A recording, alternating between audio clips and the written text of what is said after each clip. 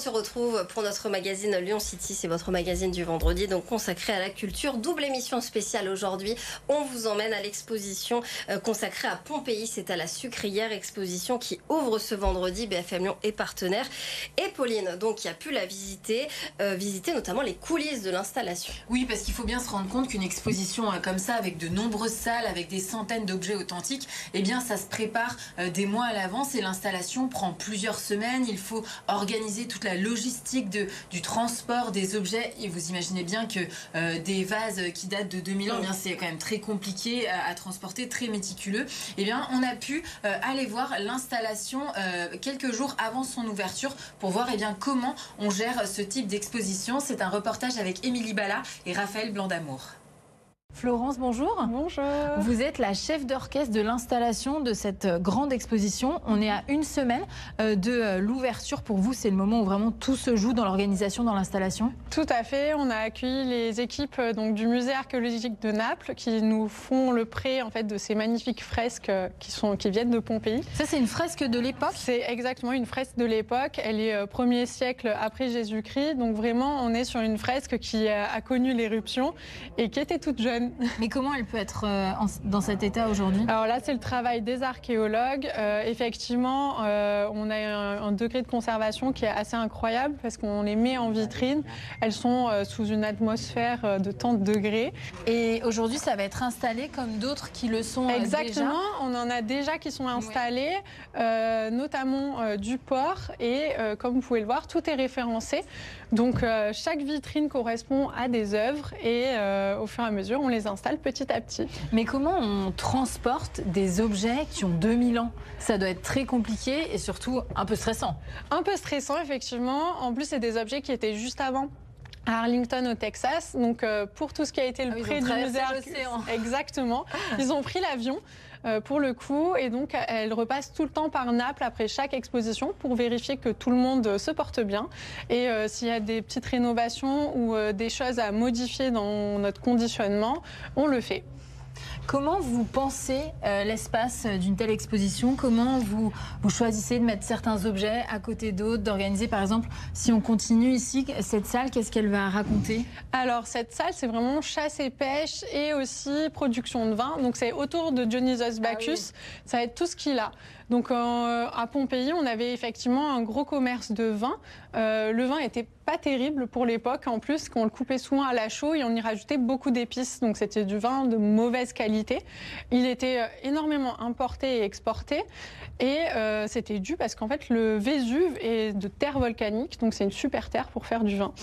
Voilà, et donc là, c'est le travail vraiment du commissaire et du scénographe de choisir les objets qui sont en lien avec le propos. Il y a déjà une fresque qui est Exactement, installée. et donc là, on retrouve encore une fois Dionysos Bacchus, qui est festois et qui du coup a tous ses attributs. Donc vraiment, tout est référencé, on peut voir les deux autres fresques qui vont le rejoindre.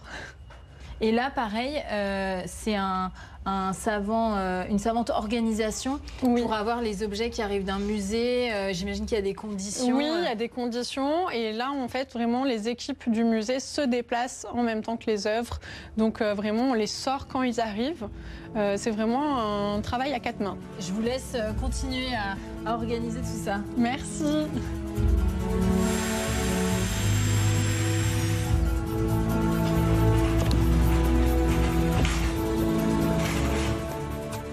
Désirée, bonjour, vous êtes en train d'installer l'exposition. De quoi s'agit-il? Alors ça, c'est un seau qu'on utilisait à l'époque à Pompéi. C'est un objet en bronze. On a beaucoup de bronze, mais beaucoup d'objets aussi en d'autres matériaux. On a des verres, on a des objets aussi en or, beaucoup de fresques aussi. Et ça, il appartient vraiment à la vie quotidienne des Pompéiens. Et ils les utilisaient chaque jour dans leurs habitations. Et comment il est arrivé jusqu'à nous aujourd'hui, 2000 ans plus tard? Avec beaucoup de maintenance. D'abord les fouilles, bien évidemment, parce que sans ça, ça n'aurait pas été possible. Et grâce, on va dire, aux réalisations, aux interventions de maintenance qui ont été faites et de conservation surtout des objets. Au niveau du bronze, c'est assez facile, mais il y a beaucoup d'objets très fragiles ici à l'exposition. Vous avez des gants, oui, tout à fait. Vous l'avez transporté dans une caisse. Comment une exposition de ce genre avec des objets historiques vraiment précieux, comment vous gérez cette installation? J'imagine que c'est un dispositif assez particulier. C'est assez compliqué niveau logistique. Il y a une société spécialisée en transport d'œuvres d'art. Et les caisses aussi, elles sont réalisées vraiment en fonction des objets qu'on a, parce qu'elles doivent être vraiment protégées au maximum avec de la mousse, avec, comme vous voyez, on utilise aussi du papier spécial, vraiment, c'est du papier de soie. Oui, parce que les matériaux ils sont très, très fragiles. Du coup, même le contact avec un matériel un peu, on va dire, avec des produits chimiques, ça pourrait les abîmer. Du coup, voilà, c'est très compliqué niveau logistique, mais c'est passionnant. Voilà, oui, tout à fait. Pour les spectateurs, vous, c'est ce qui vous intéresse particulièrement, gérer les objets comme ça et mettre tout en place? La mise en vitrine, le fait d'essayer de les valoriser le plus possible, bien évidemment, en tenant toujours compte de la sécurité et de la stabilité des objets dans les vitrines, parce que c'est très important. C'est des objets très fragiles, des objets qui sont arrivés jusqu'à nous et on doit les préserver. Bien sûr. Bon, je vous laisse installer ça tranquillement. Merci beaucoup. Quel est le programme? Comment on organise l'installation d'une exposition? Dans quel ordre on fait les choses? Alors en fait, quand on a des objets comme ça, on a différentes caisses.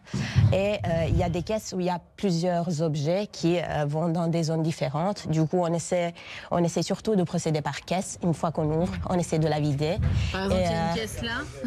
Tout à fait. Mais bon, après, ça dépend des objets. On a aussi des statues. Pour lui, par exemple, pour la statue du magistrat, là, on a juste une caisse qui est faite exprès pour lui. Exprès, sur mesure. Tout à fait, sur mesure pour lui. Même pour les fresques aussi.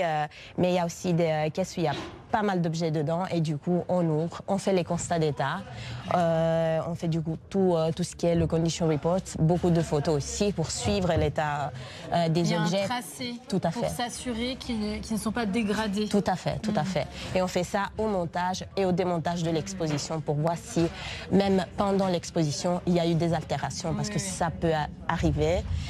Mais nous, on essaie vraiment de mettre vraiment en pratique toutes les conditions muséales pour que ça n'arrive pas. Eh ben, merci beaucoup, je vous laisse continuer à installer. Avec un grand plaisir, merci. Alors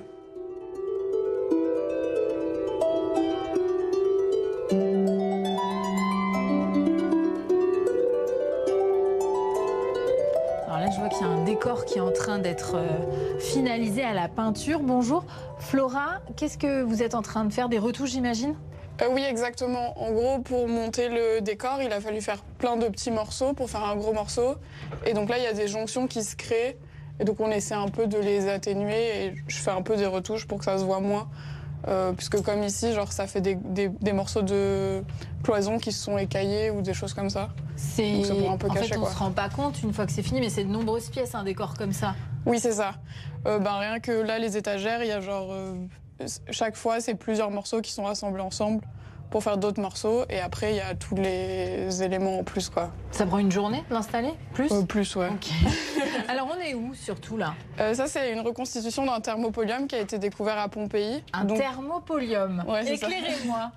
C'est comme un restaurant fast-food, en fait. Donc, les gens pouvaient venir se restaurer. Il y avait les grands pots. Et à chaque fois, il y avait des aliments. On se servait. Exactement, c'est ça. On se servait à l'intérieur de ça. Ouais, c'est ça. Il y avait qu'est-ce qu'on pouvait manger à l'époque, vous savez?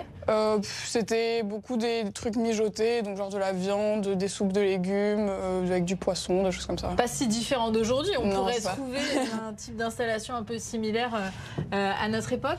Et là, tous ces objets, comment vous les avez constitués? C'est des créations, c'est des achats, c'est des objets d'époque? C'est un peu des choses qu'on a fabriquées, sinon c'est beaucoup d'achats. Donc il y a pas mal d'endroits où ils reconstituent des éléments d'époque qu'on a récupérées. Et puis après, c'est beaucoup de choses que j'ai repeint et un peu sali pour faire authentique. Et après, un travail comme ça. Ouais, c'est ça. Et après, c'est des faux aliments et sinon, c'est des amphores et des jarres en terre cuite. Et ça vous demande beaucoup de travail, j'imagine? De tout rassembler, reconstituer, ouais, c'était un peu une organisation, surtout qu'il y avait plein de choses qui venaient de lieux différents, avec des moments différents. Donc c'était une organisation, mais c'est chouette, le résultat commence à prendre forme. Eh ben merci, je vous laisse finir de préparer ça pour que tout soit prêt le jour J. Merci. Et je vous retrouve, Florence, dans cette nouvelle salle en cours d'installation.